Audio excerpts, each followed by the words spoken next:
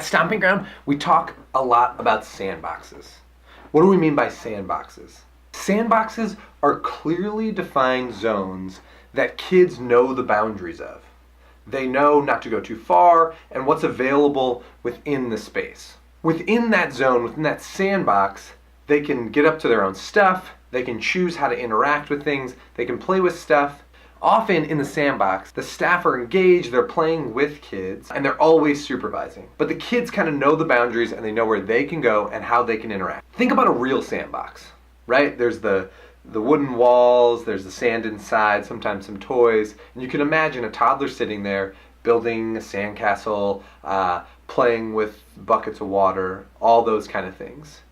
They know pretty quickly, once you start playing in a sandbox, where the boundaries are, what's appropriate and what's okay with some input from adults, and what doesn't negatively impact other folks. Then often other grown-ups join in the sandbox, they play with the kids. Sometimes maybe we add some more toys, we set up a hose. We can add these like kind of extra inputs that let kids play with new things. But mostly sandboxes are playful and kid-driven spaces where the kids get to get up to their own things and they know where the edges are.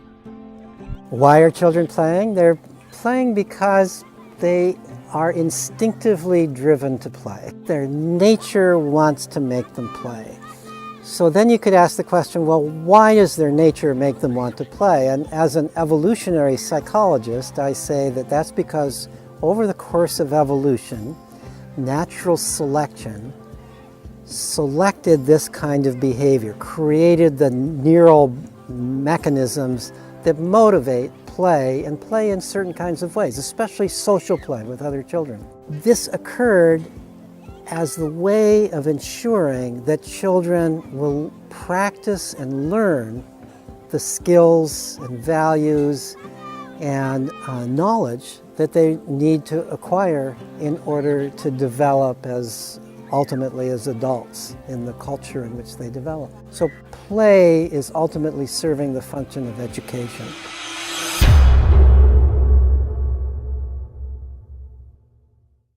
That's what we're talking about when we're talking about these sandboxes at camp. They aren't necessarily these physical, actual sandboxes. They might be something like free swim. Most camps have free swim. We would consider that a sandbox.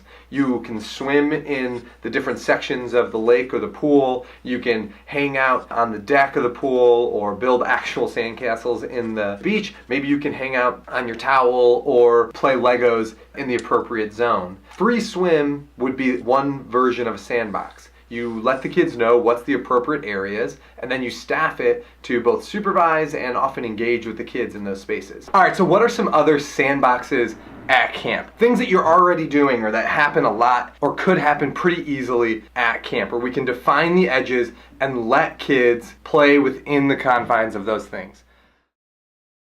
We've got fort building. You probably already do that. Kids in the woods building stuff. They know where they can go. They can build what they want to build. They can get up to their own thing. Free times, most places you've got gaga going and tetherball. Kids can sit and hang out. Free time after lunch or after dinner. You usually define a sandbox. You have staff that are engaged and participating and mostly making sure that everything is safe and that the kids are not getting out of hand. Free play areas.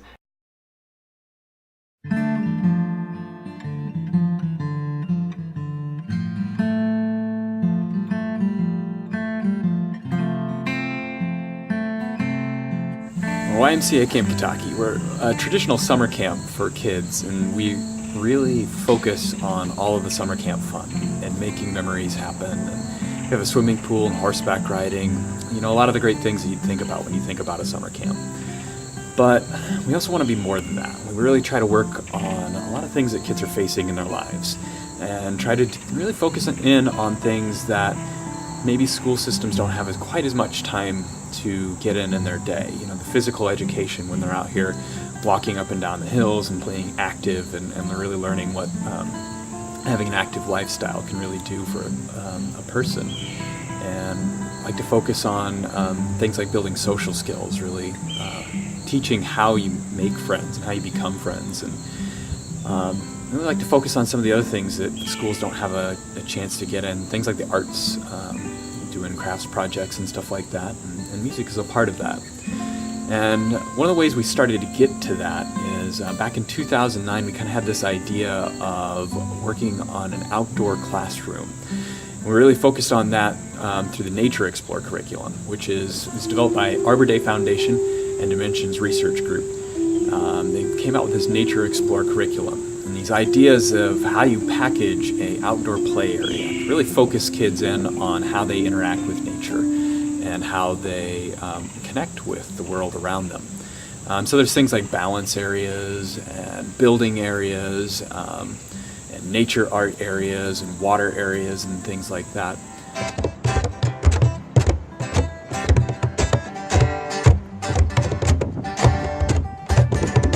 And a few years back, we were approached by members of Lincoln East Rotary Club who were interested in doing a project that would get their members to have kind of hands-on buy-in as well as increase what we were doing. They were already involved in helping send kids out to camp who otherwise couldn't afford it through our annual campaign.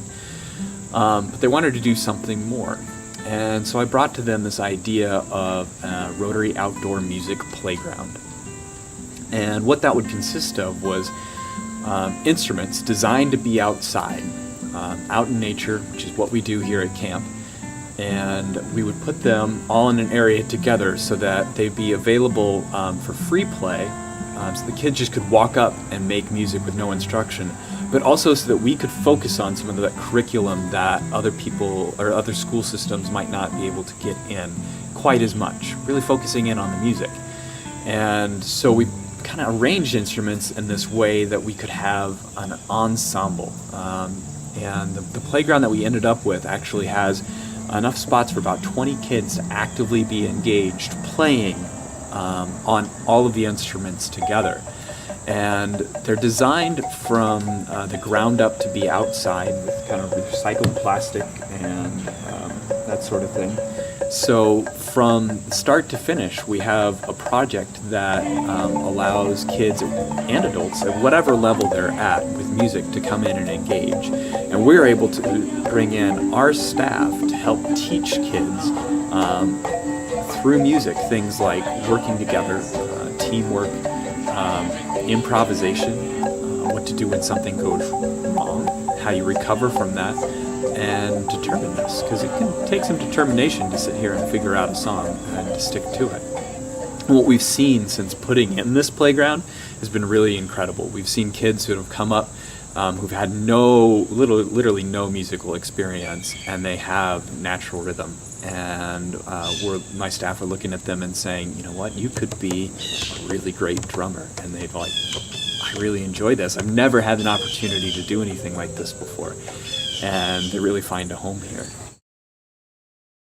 Adventure playgrounds. An example of an adventure playground. I never know where they're going to go. One of these spots. Let's make it a big one. Boom!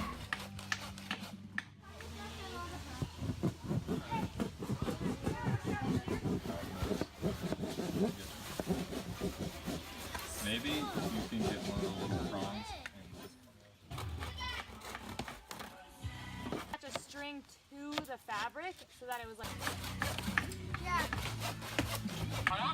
Okay. So.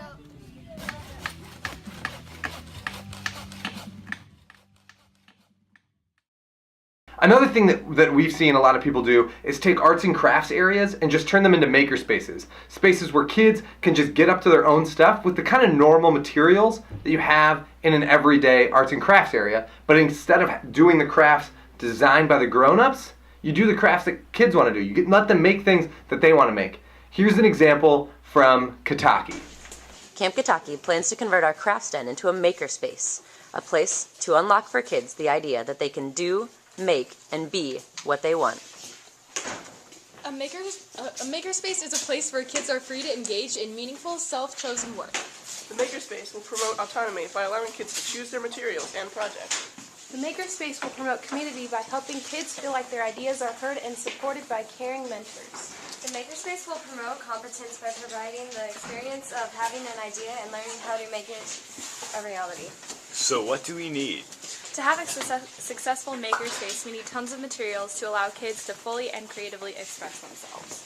Many of these supplies are common items you may have around your house that we will use in uncommon ways. If you are interested in donating, please check out our Makerspace wish list.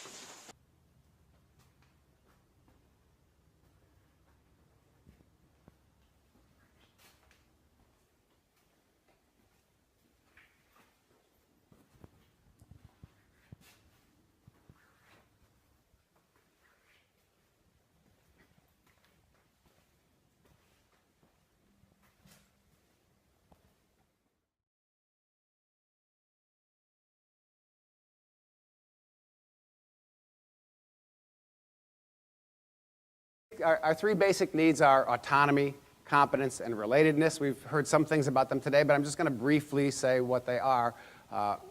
For us, relatedness is feeling cared for and connected to others.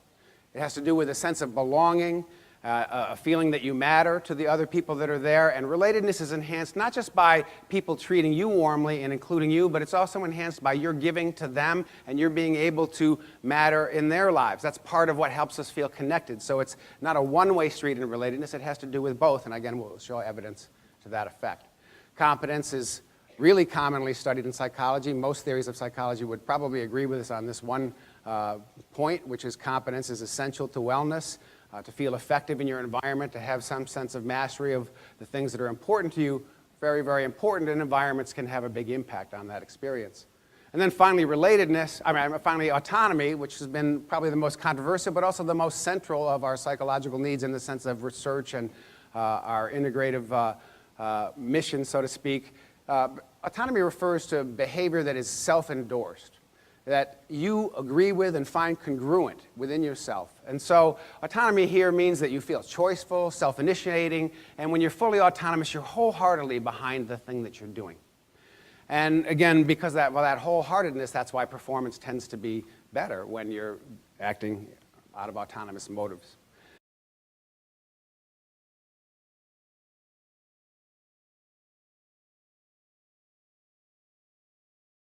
At Stomping Ground, we are trying to take it one step further, where we don't just have these little chunks that are sandboxes, but where we have the whole camp kind of feels like the kids are a part of a sandbox, where they mostly get to get up to the stuff that they want to get up to within the confines of what's safe, what's reasonable, and what's possible in a supervised area, a supervised experience at camp. In the center of Stomping Ground, we have what's called Downtown Stomping Ground. Downtown Stomping Ground is essentially kind of a free play area with all kinds of stuff that kids can freely move to and get up to.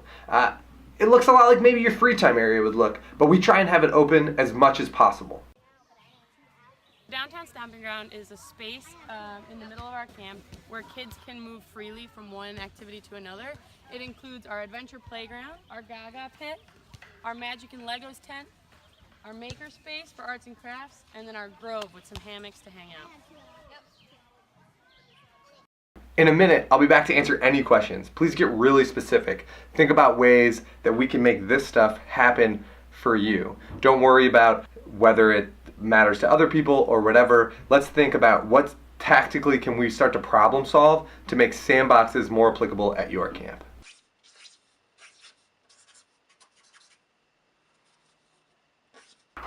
Thanks again, and have a great day.